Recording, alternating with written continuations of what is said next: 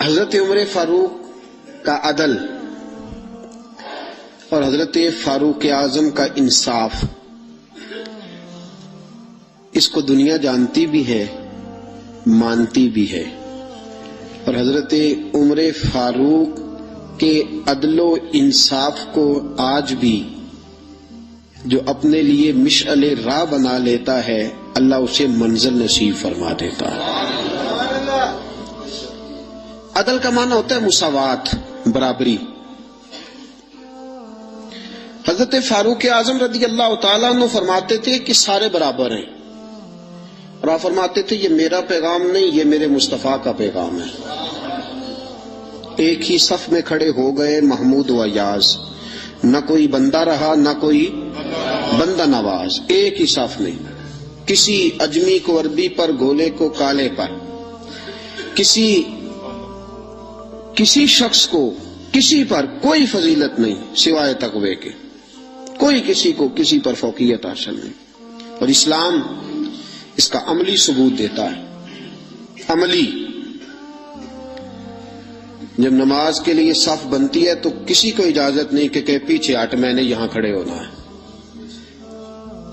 سب ایک طرح ایک سمت میں۔ زکوٰۃ سب پر ایک طرح فرض ہے۔ حج کرنے کے لیے جائے تو اللہ نے فرمایا تیرے پاس بڑے بھی پیسے ہیں نا تو تو نے لباس لینا سفید رنگ کا ہی ہے، ایک رنگ۔ اور مزے کی بات دیکھو، سر سے سارے ننگے، لباس سب کا ایک طرح کا۔ اللہ نے فرمایا جب میری بارگاہ میں آؤ تو لفظ بھی ایک ہی ادا کرنا، لبیک اللہم لبیک، یہ جملے تمہاری زبان پہ ہونے چاہیے۔ ایک ہی صف میں کھڑے ہو گئے محمود و ایاز، نہ کوئی بندہ رہا نہ کوئی بندہ۔ حضرت عمر فاروق نے اس کا عملی آج بھی تماشا ہے۔ کوئی کہتا ہے میں بڑا ہوں، کوئی کہتا ہے نہیں میں تجھ سے بھی بڑا ہوں، بڑائی لے ڈوبی ہے۔ حضرت عمر فاروق نے عدل، مساوات، اس کو رواج دیا، اور عدل کے تقاضے کہاں سے شروع کیے؟ اپنی ذات سے۔ حضرت فاروق اعظم نے، میں ان کی سیرت بیان کر چکا، پچھلے سال میں نے سیرت بیان کی تھی، آج صرف حضرت فاروق اعظم کا عدل۔ حضرت فاروق اعظم رضی اللہ تعالیٰ عنہ نے عدل کہاں سے شروع کیا؟ اپنی ذات سے۔ آج تو ہمارے صدور اور وزراء اعظم کو استثناء حاصل ہوتے ہیں نا، استثناء، میں بری ہوں باقی سارے کٹہرے میں کھڑے ہو سکتے ہیں، لیکن حضرت عمر نے کہاں سے بات شروع کی؟ اپنی ذات سے، اپنی ذات سے۔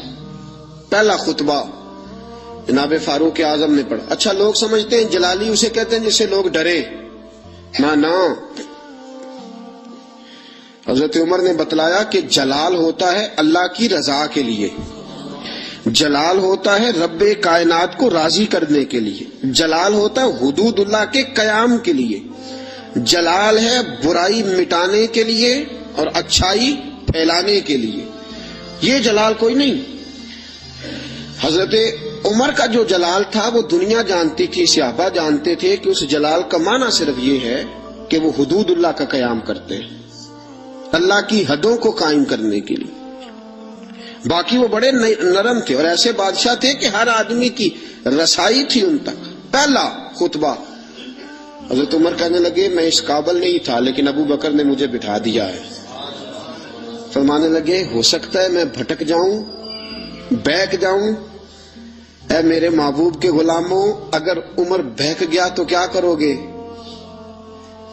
کمزور سے آدھی حضرت ابو ذر غفاری ہاتھ میں تلوار پکڑی کھڑے ہو گئے، کہنے لگے عمر اگر تو کبھی بہکنا چاہے گا بھی تو اس تلوار سے تجھے سیدھا کریں گے، تجھے بہکنے دیتے ہیں تو نہیں بہک سکتا، یہ تلوار دیکھی ہے تجھے سیدھا کریں گے۔ بس حضرت فاروق اعظم نے فرمایا بات مکمل ہو گئی، جب تک تیرے جیسے لوگ موجود ہیں کوئی عمر بھی کبھی راہ سے نہیں بدلے گا، اپنے رستے پہ چلے گا۔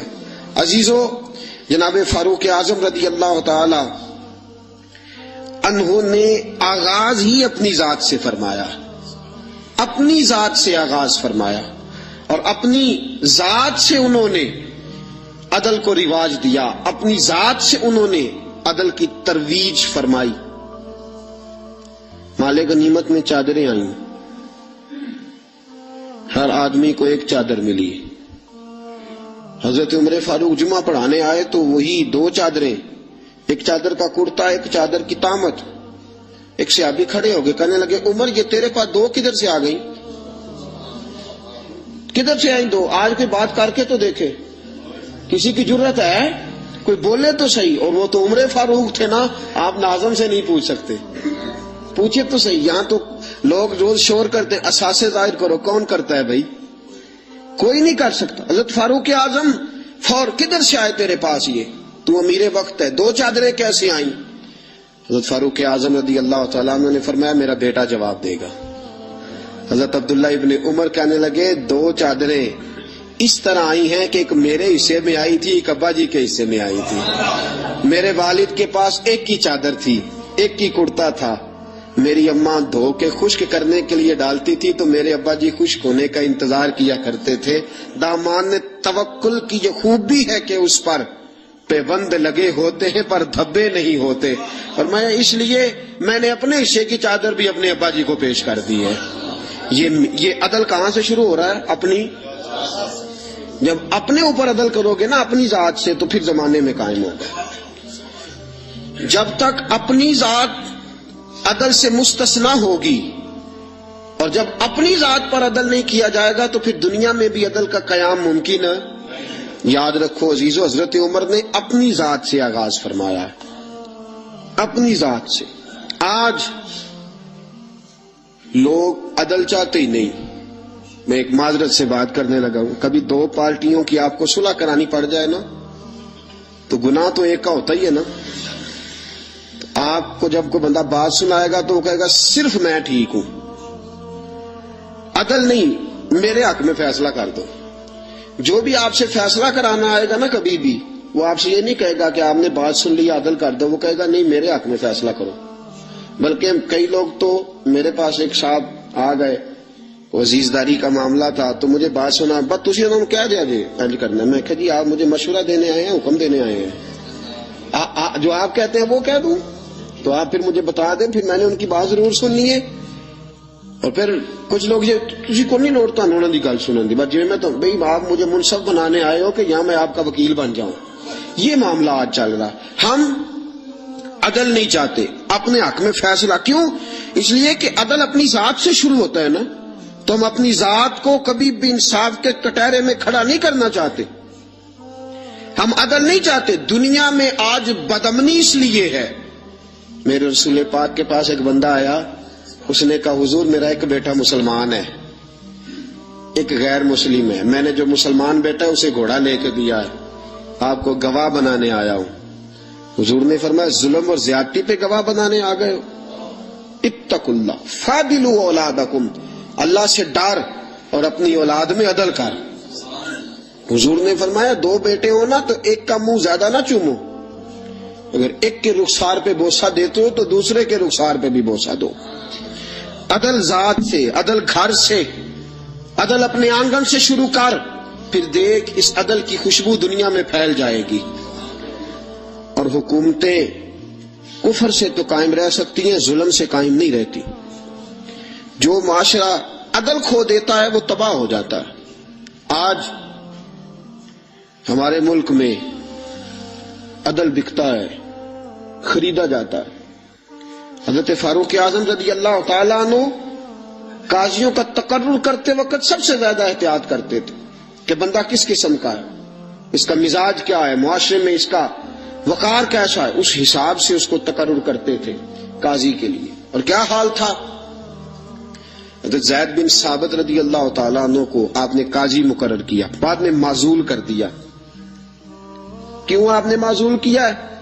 तो हजरत उमर कहने लगे उसकी वजह है, एक दिन एक शख्स ने, हजरत उबई बिन काब ने मुझ पर मुकदमा किया, हजरत उमर पर मुकदमा कर दिया। तो फरमाते कि मेरे सामने मैं देख रहा था, जब मैं अदालत में पहुंचा तो ज़ैद बिन साबित ने मेरा खड़े होकर इस्तकबाल किया, और जब मुदई आया है तो वो बैठे रहे हैं।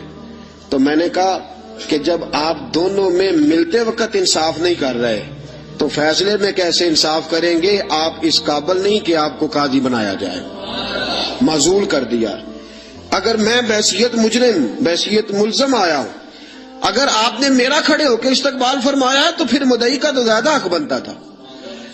اس اپنی ذات سے، اپنی ذات، میرے دوستو میں نہیں اپنے آپ کو پیش کرنا چاہتا آج عدل کے لیے، آپ نہیں پیش کرتے، کیسے عدل قائم ہوگا؟